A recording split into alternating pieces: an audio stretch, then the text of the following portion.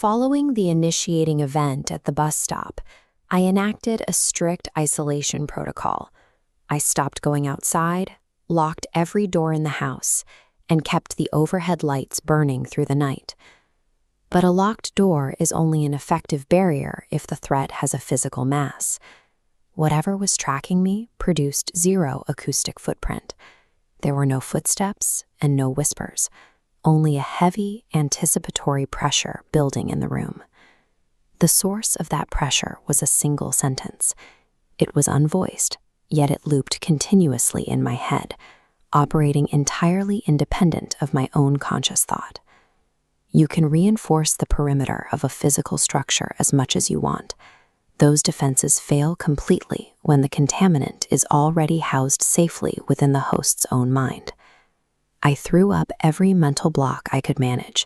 I actively focused on anything else, attempting to manually repress the sequence of words trying to form in my memory.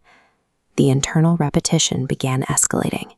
What started as a passive mental echo hardened into an aggressive, occupying presence pushing against the front of my skull.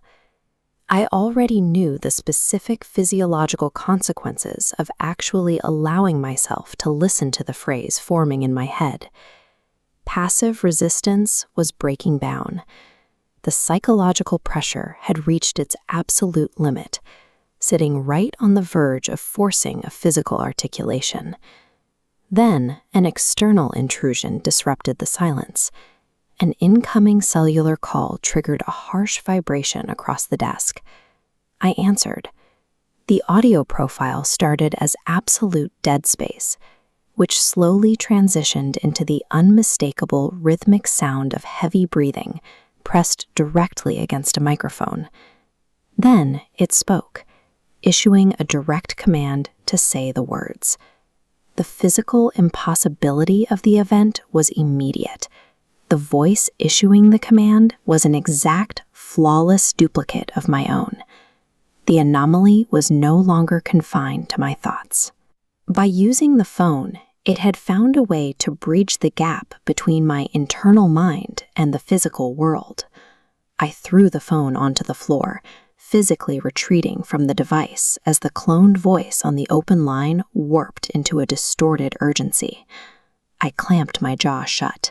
I bit down on my tongue and forced myself to stop breathing, enacting a total physical lockdown of my vocal cords. Somatic control failed. The muscles in my jaw unclenched, and my mouth opened entirely against my conscious will, and the transmission occurred. My lungs pushed the air out, and I involuntarily articulated the viral sentence into the physical environment. The containment effort was over. The sequence of words was no longer a private internal echo. It was now a physical sound vibrating in the air of the room. The second the words left my mouth, the room fell into a heavy vacuum of silence. It functioned as a clear trigger mechanism for the next phase. The silence broke under a barrage of incoming calls. The phone lit up with a rapid succession of entirely new, randomized numbers. This network map illustrates the secondary infection phase. A stranger demanded to know what I said. Behind them, overlapping voices repeated the contagion. The transmission multiplied exponentially. The sentence transferred from host to host in a continuous, decentralized chain reaction.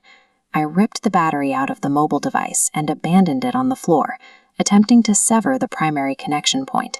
But destroying the initial digital vector was completely useless. The mimetic contagion had already established a self-sustaining loop within the general population. The auditory threat transferred from the cellular network directly into my physical proximity.